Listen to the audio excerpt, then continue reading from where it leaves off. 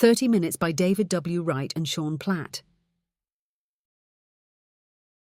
"What the fuck, Bill?" Leah muttered under her breath, watching her boss show the peculiarly dressed man to her booth. He was dark-skinned, maybe in his 50s, maybe the darkest person she'd ever seen, even darker than her grandfather on her dad's side. But his eyes were so blue they were practically shining, even from where she was standing. He was wearing an all-white suit and a matching white hat with a white flower tucked in the white band. He had an odd familiarity she couldn't quite place, even though she was pretty sure she'd never seen him before. She watched as he set down a briefcase and a bright red paper bag on the bench seat, then sat, ignoring the menu sitting closest to him on the table. Something about his slow, deliberate movement suggested he was going to take forever. To pick his meal, to eat, to pay the damn bill. He was going to make her late, and she wouldn't be able to pick up Faye. Leah waited for Bill to return to the front counter where he was covering for Carly, who was supposed to be the third server on the floor. Then she approached her boss.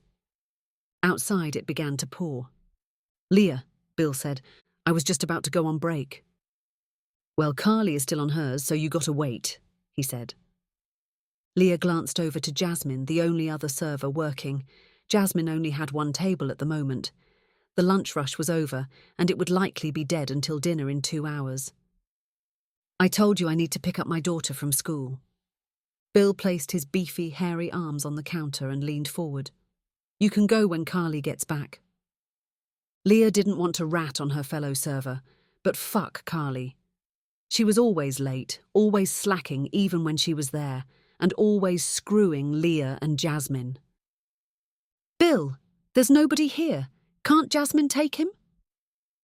Bill looked over at Jasmine, who was carrying a tray full of drinks to a group of 4 construction workers who'd just sat down 5 minutes earlier. "What happens if more people come in? You expect me to do your job?" She wanted to say, "God forbid," or "No, I expect you to do Carly's job. Why should I be penalised for her screw-up?" But she didn't say either. Instead, she said, "No. But how is Faye supposed to get home? Faye's in high school. Doesn't she have friends that drive?" "None that are good influences," Leah said, even though she shouldn't have to explain her daughter's situation to Bill. Bill let out a long sigh. "You ask me to get you more hours, I get you more hours, but then you keep taking time off for this emergency and that emergency, and now you want to leave in the middle of your shift to pick up your kid. What is it, Leah? Do you want to work or not?" "Of course I want to work. I appreciate you giving me the hours, I really do. But I also told you that I had to pick Faye up this week because she was staying later and can't catch the bus. Because she has detention all week, right?" Leah gave a terse nod. "Why is it your problems always become my problems, Leah? I think I've been more than considerate with all the sick days and last-minute schedule changes the past few months. I'm sorry. It's been difficult since her father died. I've been more than patient, Leah. There's plenty of people who'd love to have your job, plenty of younger, thinner waitresses that would pull in more clientele." Wow. Did he really just say that? Of course he did. He's Bill. No, she wasn't 19 years old and 90 pounds like Carly. She was 35, even if she felt 20 years older the past couple of months. But she could run rings around Bill, Carly, and Jasmine. And after years of struggling to finally feel comfortable with her figure, 25 pounds overweight according to the charts, the last thing she needed was a fat, balding, hairy-backed bastard like Bill criticising her body. He looked like a stuffed sausage in his 2 sizes too small black manager's shirt. Now it was Leah who sighed.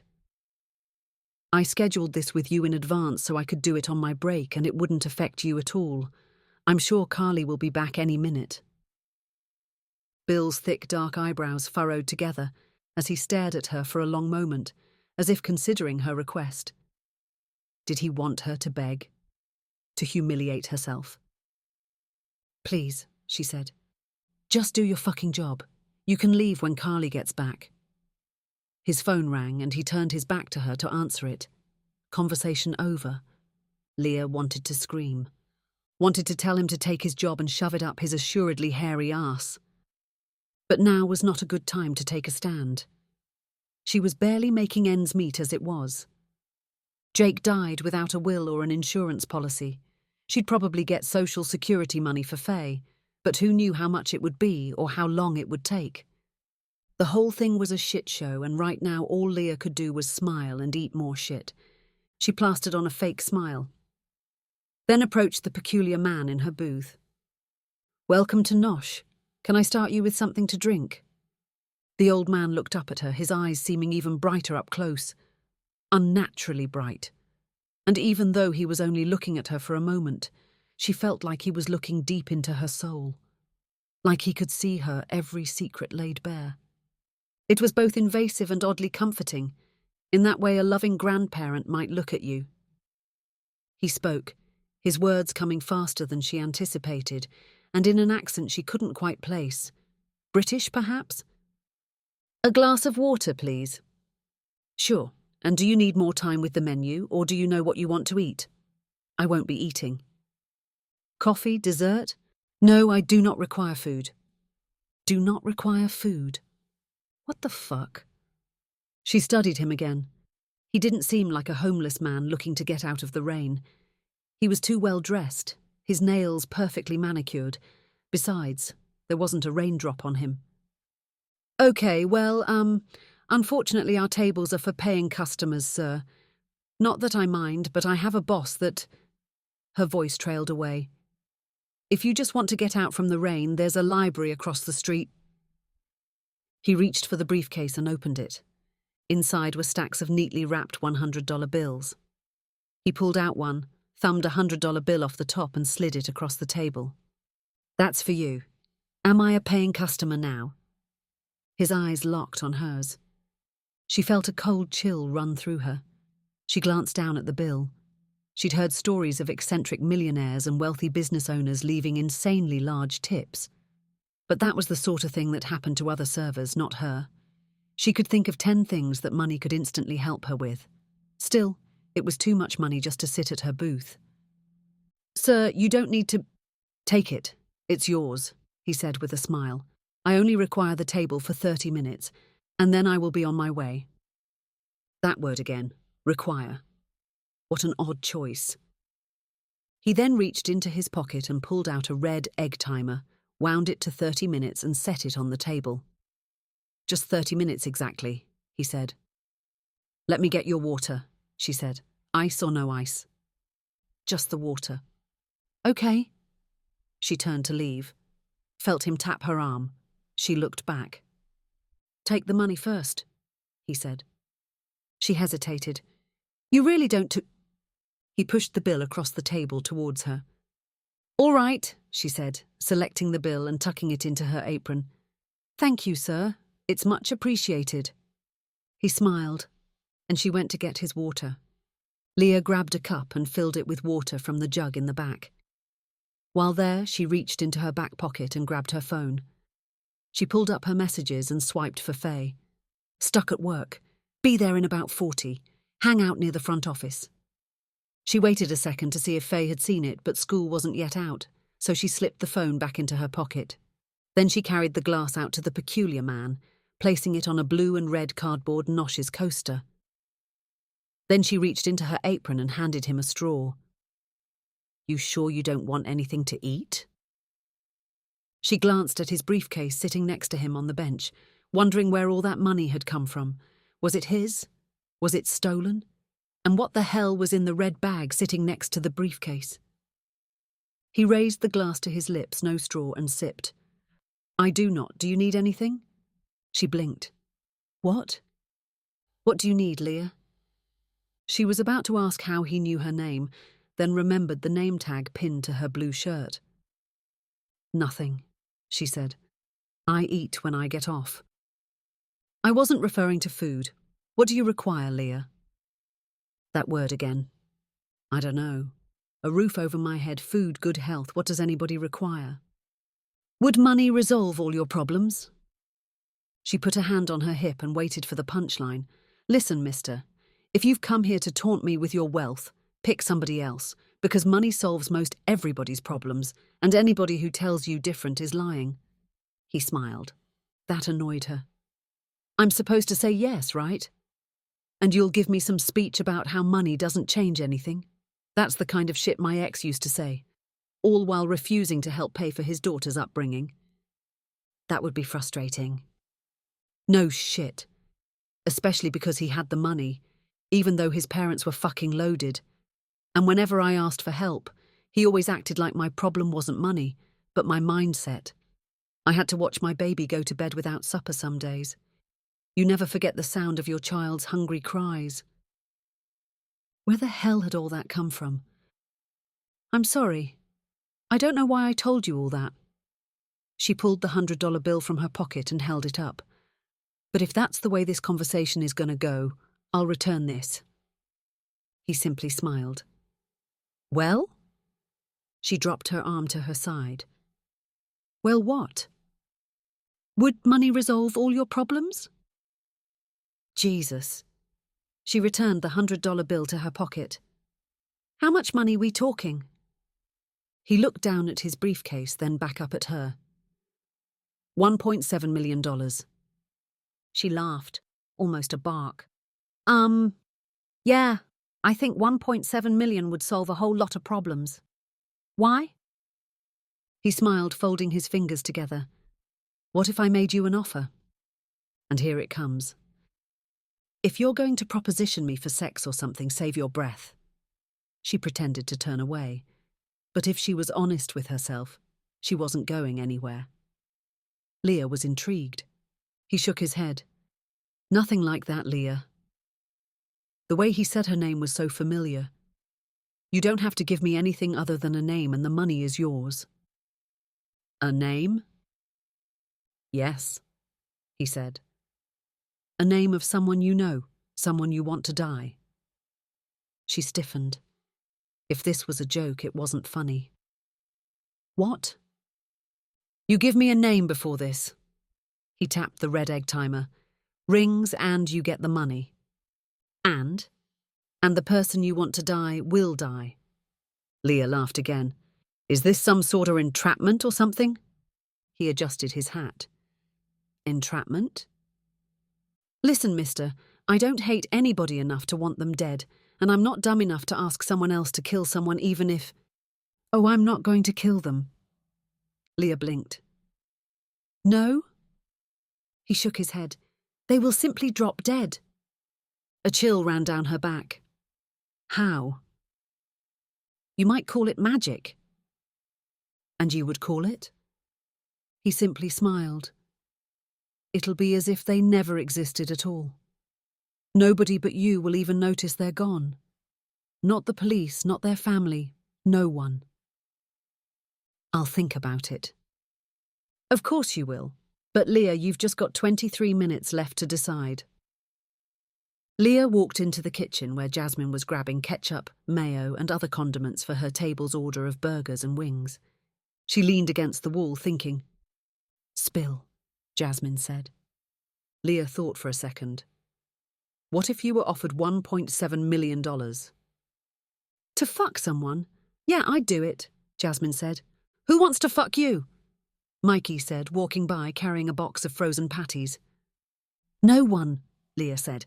Not for sex. Leah pulled Jasmine to the other side of the kitchen. Offered money to pick someone, to die. Wait, Jasmine said. You pick someone and they'll die. And you get paid? Hell yeah, I'd do it. Leah stared at her. What? 1.7 million? Are you fucking nuts? And I just have to give a name? Leah nodded. How do they die? She shrugged. Magic or some shit, I don't know. They just die. Jesus, if it was that easy, I'd give them my mum's name, Jasmine said. The double doors to the kitchen burst open. Bill entered and spotted them. Why are you two standing around gossiping? You've got customers. He clapped his hands like Leah and Jasmine were dogs. Jasmine glanced at her. Well, I got a name for you if you can't think of any. Then she picked up her tray and walked out of the kitchen. She thought talking to Jasmine might make her feel better. It made her feel worse. Surely it wasn't that easy to pick a name. Was it? The ice machine kicked over, startling her. The door flew open again. Bill appeared. Leah, your table." "All right." He held the door for her, not because he had manners, but because he wanted to make sure she would follow his directions. Leah resisted the urge to glare at him when she passed. She returned to Mr. Whitesuit's table. His water was still full. He'd only had the one sip. But she asked anyway. "Refill?" "I do not require a refill, I simply require a name." Fuck it. Leah sat on the bench across from him. Bill would lose his goddamn mind if he saw her. But Mr. Whitesuit could deal with him. She looked at the red bag again, wondering if there was a gun in there. He smiled and leaned forward ever so slightly. "You have a name for me?" "Not yet." 17 minutes. Leah grit her teeth. "This person I want to die, does it matter who it is? Can I choose a world leader?" She could think of a president the world would be more than happy to forget existed. "Number. It must be somebody that you know." He gestured to the timer without looking at it. 16 minutes. "And you're going to kill them for me? Even though I'm a stranger?" "I won't kill them, but yes, they will die." "How?" she asked. "Time is ticking. Do you really want to waste it?" "I just want to know how they die. You said it was magic." "I said you might call it magic. But it's not magic." "What is magic but a trick we don't understand?" "So it's a trick. There's some twist to this? I pick someone and then 6 months later I get cancer or arrested." "That would be a curse, Leah. No trickery or curses here, just a simple offer." "Why me?" "Because, as I understand it, you're 2 months behind on rent due to getting new brakes. Your daughter's father just died. You are $16,000 and 97 cents in credit card debt and have an outstanding student loan still to pay off." That cold chill she'd felt earlier now returned like a flood. Now she was wishing she hadn't sat, so she stood. "How do you know all this? Who the hell are you?" "I, humble spectator of life." "I want you to leave," she said, grabbing the $100 bill from her apron and setting it on the table. "I don't know what kind of game you're playing, but you can fuck off." Behind her she heard Bill. "Whoa, whoa, whoa!" She turned around. Fuck. He'd obviously come over to tell her staff weren't allowed to sit with the patrons, but her words and the $100 bill caught him off guard. "What's going on, Leah? Did you really just tell this man to fuck off?" Shit! She didn't know what to say. No way he'd believe the truth. Tears pricked her eyes. She needed this job. "She did," the man said, smiling calmly. "She was telling me about a situation in her life." Bill glanced at her. "Well, she shouldn't be talking about herself, should she?" The man's eyes glittered. "I asked. She answered." Leah really didn't want to owe this man anything. "Thank you." He nodded. "Leah, may I speak to you in the kitchen?" Leah sighed. 15 minutes, Mr. Whitesuit said. Leah nodded. "I understand." She turned and followed Bill to the kitchen. When they were out of sight of her table, he grabbed her sharply by the elbow, practically shoving her through the doors. Mikey glanced up at them, then went back to flipping burgers. "What the fuck, Leah?" Bill said. "You're turning away a paying client?" She didn't say anything. He sidled closer to her. "I saw the $100 bill. Did he proposition you?" "No." "Then why the fuck are you telling him to fuck off?" "You wouldn't understand." "Try me." She crossed her arms over her chest, shaking her head. "Then get that man a piece of pie and get your ass out there and apologise. Or hit the bricks. Your call." This time he waited. "Yes, Bill." He mumbled something under his breath, then stormed away, leaving Leah shaking in anger. Leah went to the fridge and selected a piece of pecan, chocolate mousse, and lemon pies, slapping them onto 3 separate plates to carry out to the man in white. 3 slices just because she knew it would piss Bill off. He'd probably make her pay for it out of her own pocket, and she'd already returned the man's 100. She brought the pie out. She could feel Bill watching from his seat behind the register, although he wasn't close enough to hear. Leah set the slices of pie on the table. The manager said to give you pie and apologise. You've nothing to apologise for. Most people respond similarly. Most people. So you've done this before? He smiled. Would your life be easier without him? She opened her mouth, then closed it again. She had almost said yes. He gestured to the egg timer. 10 minutes, Leah. 10 minutes to change your life forever. She looked around the diner. Bill, Jasmine, her table of regulars, Mikey in the back. Is this some kind of prank show or something, where you try and break someone and the audience at home laughs their asses off at the poor waitress at wit's end? Nothing like that. Okay, maybe you're a cop trying to entrap me. And why would I do that? She shrugged. Who knows why cops do anything? He laughed gently. No, not a police officer either. She clenched her hands into fists. I'm not signing off on anyone's murder. It's not murder. But they'll be dead. Yes. But it's more a cessation of existence. Call it what you want, but the results seem the same to me. They are not. Because like I said earlier, nobody will ever know the person is gone. Because they will not have existed. It can't be that easy. It is. She looked down at the pie, then turned and looked at Bill. He was staring at her with that same smug smile he always wore. She wasn't sure why she was always the brunt of his attitude. She was his best worker. And a hard one, too. She always picked up the shifts no one wanted, stayed late, came early, planned her whole life around this job, only to have him micromanage her into exhaustion. Was it because she once refused his advances? Was it really that simple and disappointing? She had a feeling it was. She stared at the briefcase. 1.7 million? That would change her life. And not just hers, but her daughter's.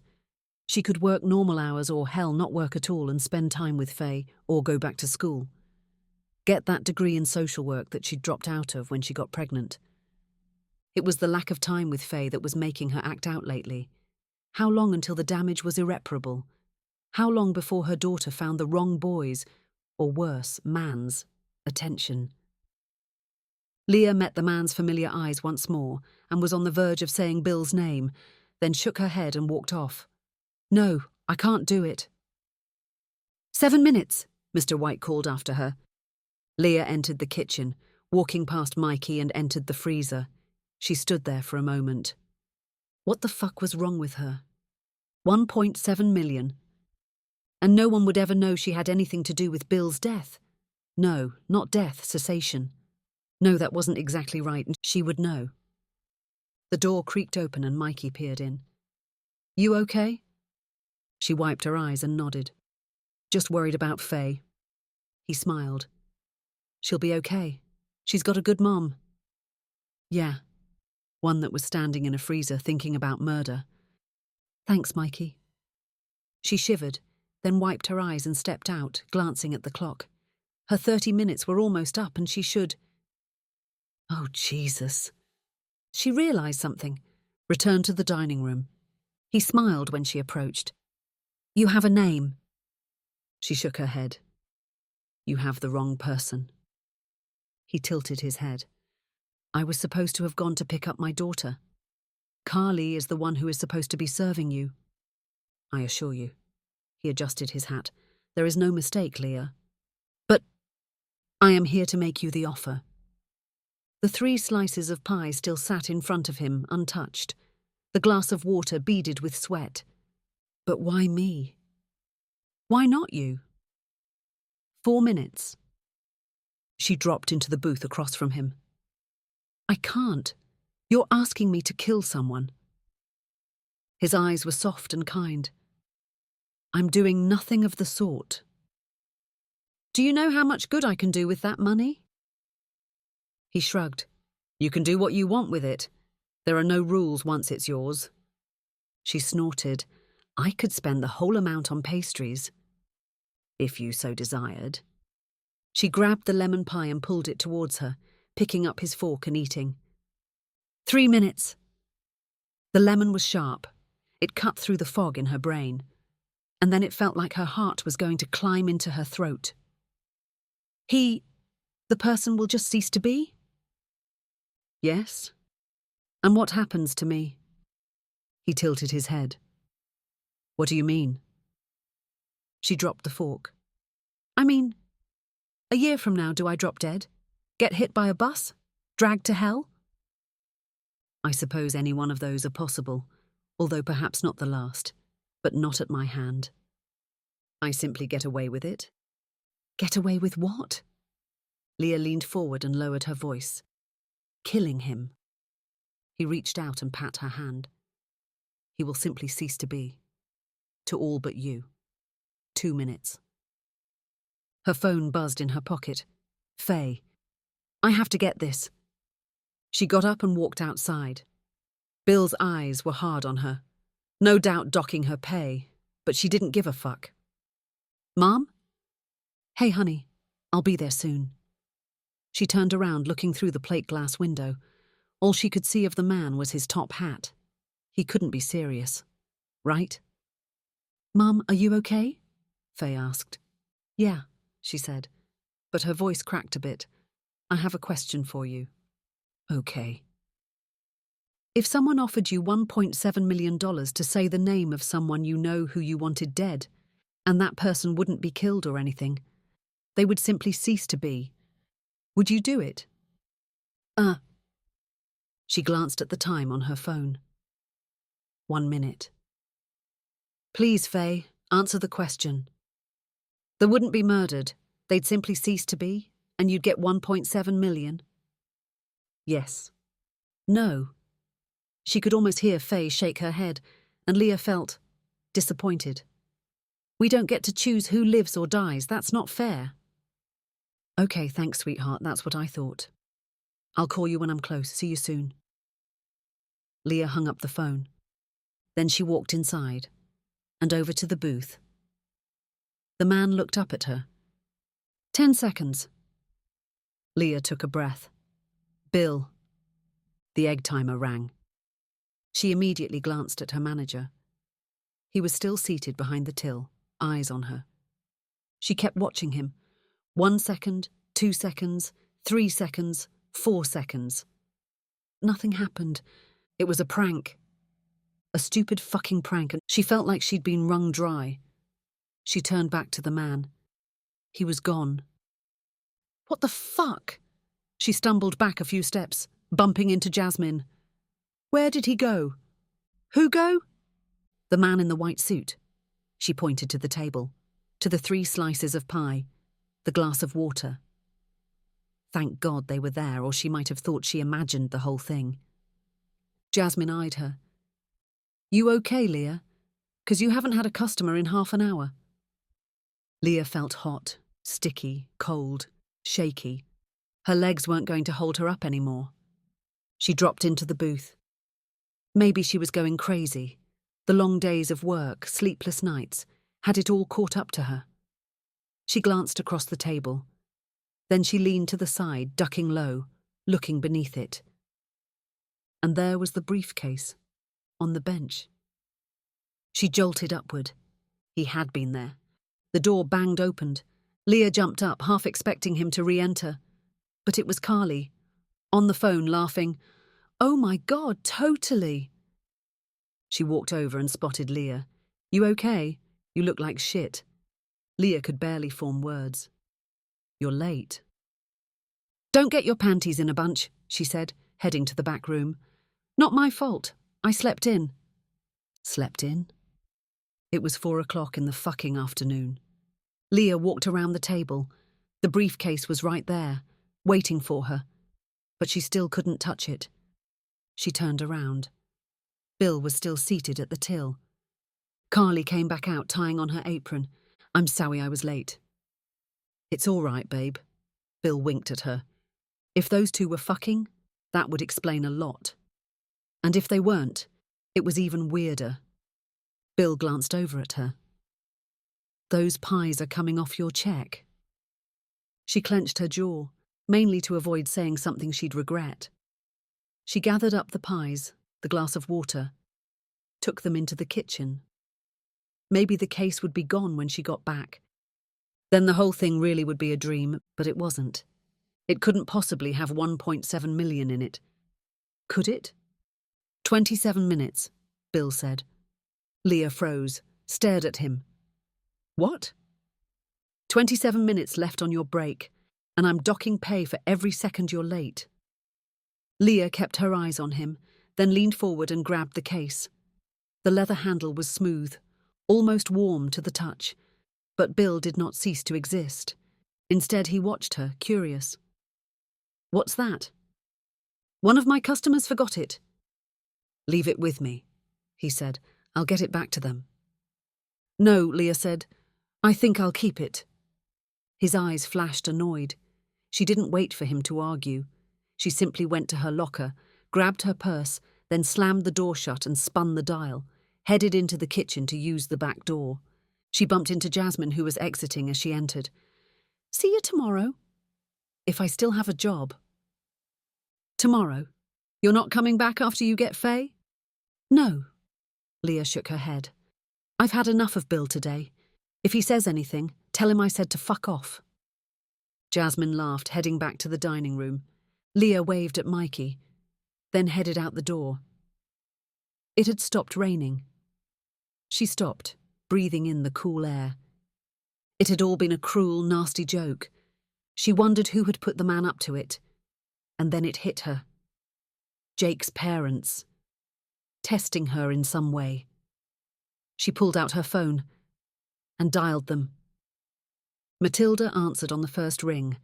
Her voice was dripping with ice. Leah? I hope you enjoyed the entertainment, she said. You can tell that asshole I'm keeping the briefcase. What are you talking about? Matilda asked. As if you don't know. Leah disconnected. She wished she'd said more about what a shit Jake had been during their marriage, but she was late enough for Faye. Her phone vibrated. Matilda. She ignored the call and heard the door open behind her. Hey. Her shoulders tightened. Bill. Now what? Clean up your fucking tables before you leave. They're Carly's tables now. Did I stutter? Get the fuck in there. She grit her teeth, then set her shoulders, following him back into the restaurant. She checked each of her tables. Nothing. They're clean. He pointed to the one where the man had been sitting. Leah checked it again. Nothing. I don't know what you're talking about, Bill. This. He reached into the space between the back of the bench and the table. Had she missed another briefcase? And then she saw it. The red bag. How had she missed it earlier when she got the briefcase? A horrible feeling started creeping over her, a knowledge that something bad was going to happen to Bill. She stepped toward him. No, don't open the... Leah was too late. Bill opened the bag and peered inside. Silence enveloped the diner, suffocating everything save the sound of Leah's heart. Ba-boom, ba-boom, ba-boom. Time slowed to a crawl. What is this shit? Bill asked. Leah's shoulders dropped. Oh, thank God it wasn't. And then 3 mossy-coloured tentacles whipped out of the bag, encircling Bill's throat, waist and hips. The area around the bag became midnight black, as if a hole in the universe had torn open. Leah wanted to scream, but all she could do was stare in frozen horror. The tentacles squeezed tight. Bill's head popped off. Blood spurted, then his body became shrapnel of viscera, blood and bones. Then the tentacles retraced. The red bag folded into itself, and then it was gone. Leah looked down at herself. She looked as though she had been painted red. She spat out one of Bill's teeth that had somehow found itself in her mouth. She looked up, staring in shock as sound returned. Jasmine's table continued eating as if nothing had happened. What the fuck? Leah said. The kitchen doors opened and Jasmine came out with a tray of sandwiches. She stopped, confused. You okay? I thought you were headed out. Leah turned to her. Bill. Someone didn't pay their bill? Leah shook her head. Good God, why couldn't Jasmine see all the... She looked down at herself. The gore was gone. Not a speck of blood, brain or bone. The restaurant was immaculate as well. The only thing missing was Bill. You didn't see what happened to Bill? Leah asked. Bill? Who the hell is Bill? Leah stared at her. Bill, the dipshit that signs our checks. Jasmine looked confused. Are you sure you're okay, Leah? A woman's voice boomed behind her. See you tomorrow, honey. Leah turned to see a big woman she'd never seen before. She wore the black manager's shirt. A name tag read, Sonia. Give Faye, my love. Leah blinked. I will. Thank you, Sonia. And then she walked out of the restaurant. Leah didn't say a word to Faye on the way home. Fortunately, Faye was listening to her headphones and didn't want to talk beyond their greeting. The briefcase was in the trunk, but she could feel its weight on her shoulders. She was insane for bringing it home. She should have tossed it at the first bin. Who the hell knew what was inside it? Mr. White's suit could have tricked her into thinking it was money. He said Bill would cease to exist, not that he'd be torn to bits and swallowed by a black hole. How was that magic? That was some horror straight out of her worst nightmares. She pulled up to their apartment building. Faye grabbed her backpack and bounded out of the car before she had even switched off the ignition. Be careful, you'll slip! Faye ignored her, racing up the stairs. She should leave the briefcase in the car until she could figure out how to dispose of it, but she didn't. She walked around to the trunk and collected it. Faye held the apartment door open for Leah. She made her way inside, feeling like a zombie. They walked to the elevator together, and when they got on, Faye pulled out an earpiece. You okay, Mom? Faye asked. You look weird. Yeah, I'll be fine. Just something with Bill today. Who's Bill? My boss, Bill. What? Did Sonia leave? No. Faye was still staring at her. They were thinking of replacing her, but they're not going to. Good, Faye said. I like Sonia. The elevator doors dinged open and Faye headed to their apartment. Leah felt like she was moving in slow motion. Faye kicked off her shoes, then disappeared to her bedroom. Leah needed to take a hot shower and think. She went to her bedroom and set the briefcase under the bed. Then she went to the bathroom, turned on the hot water, letting it pour over her. And then she screamed and scrubbed herself clean, as though she were still splattered in viscera. Only when the water grew cold did she get out, wiping the steam from the mirror and staring at herself. What if I made you an offer? You might call it magic.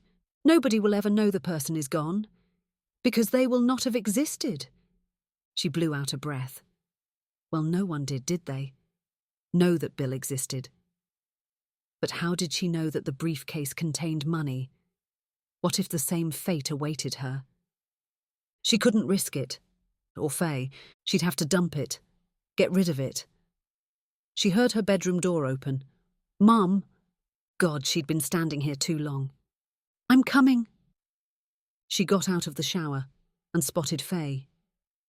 She had the briefcase out, on her bed, and was opening it. No! Leah lunged towards her. Too late. She'd raised the lid. What is this?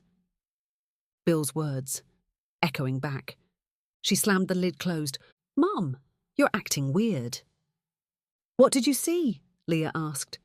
Faye planted her hands on her hips. Open it. Leah hesitated, then set it down, and flipped the lid open. It was a briefcase full of cash. She laughed, then cried, then laughed again. She stared, hardly able to believe what she was seeing. Remember that question I asked you when you called me at work? Faye shook her head. I didn't call you. Leah stared at her. Right. Mom, Faye said, I'm serious. Where did you get this? Would you believe a customer left it as a tip? Are you serious? Leah nodded. He was kind of an eccentric guy, but he said what was in it was mine. Wow, Faye said. But then Leah grabbed her hands. You have to promise me something. What? If anyone ever asks you to look in a red bag, you won't. Promise me. Faye laughed. What? Leah clenched her hands tighter. Promise me. Okay, I promise. You promise what? That I won't look in a red bag. Leah dropped her daughter's hands. Thank you. Faye eyed her. For what? Promising me that? Faye looked confused. What? A cold chill ran down Leah's back. You don't remember what we were just talking about? Faye brightened. Hell yeah, the customer that gave you the tip. And nothing after that? You're acting awful weird for someone who just became a millionaire, Mum. And then Faye grabbed her hands and whirled her around the room. Leah smiled, though it didn't quite reach her eyes.